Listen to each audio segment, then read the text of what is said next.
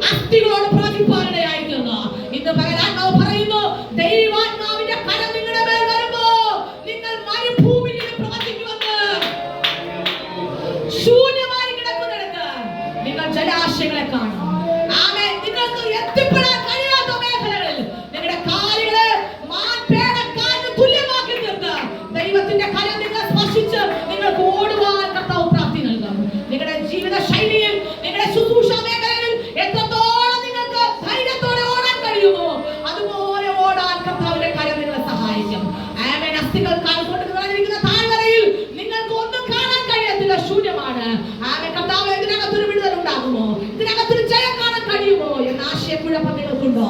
യഹോവയുടെ കൈ നിങ്ങളുടെ കൂടെ ഉണ്ടെങ്കിൽ അതുപോലുള്ള വിഷയങ്ങൾക്കകത്ത്, ശൂന്യമായി കിടക്കുന്ന വിഷയങ്ങൾക്കകത്ത് ദൈവത്തിന്റെ അനുകൂലമായ പ്രവൃത്തി വെളിപ്പെട്ടു വരും. ഈ നാളിൽ ആ ദൈവത്തിന്റെ കരുതലിന് വേണ്ടി നമുക്ക് ഒരുമിച്ച് പ്രാർത്ഥനയോടെയായിരിക്കാം. കേട്ട ശബ്ദം, വാർത്ത, കണ്ട ദർശനം മാത്രം നല്ലതല്ലെങ്കിലും അതിനകത്തു നിന്ന് രണ്ട് ഭക്തന്മാർ ദൈവത്തിന് അത്ഭുതകരമായ മറുപടികൾ കണ്ടെത്തി.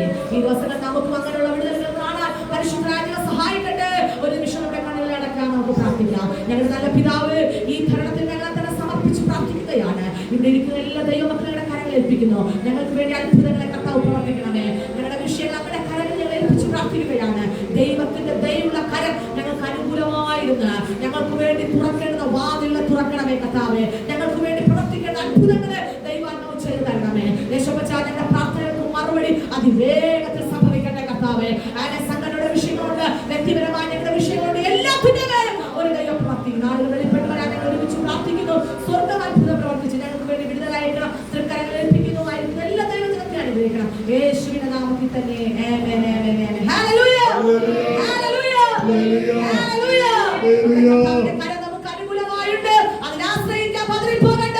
ദൈവം നമ്മെ സഹായിക്കട്ടെ എന്ന വാക്കുകളോടെ ഞാൻ വാക്കുകൾക്ക് വിരാമം കുറിക്കുന്ന സമയം അനുവദിച്ചു തന്ന ദൈവദാസന്മാരുടെ പ്രിയപ്പെട്ടവർക്ക് നന്ദി അറിയിക്കുന്നു. നമ്മുടെ കർത്താവ് വരാറായി ഒരുങ്ങാൻ കാത്തിരിക്കാൻ പ്രത്യാശയോടെ മാറാമോ.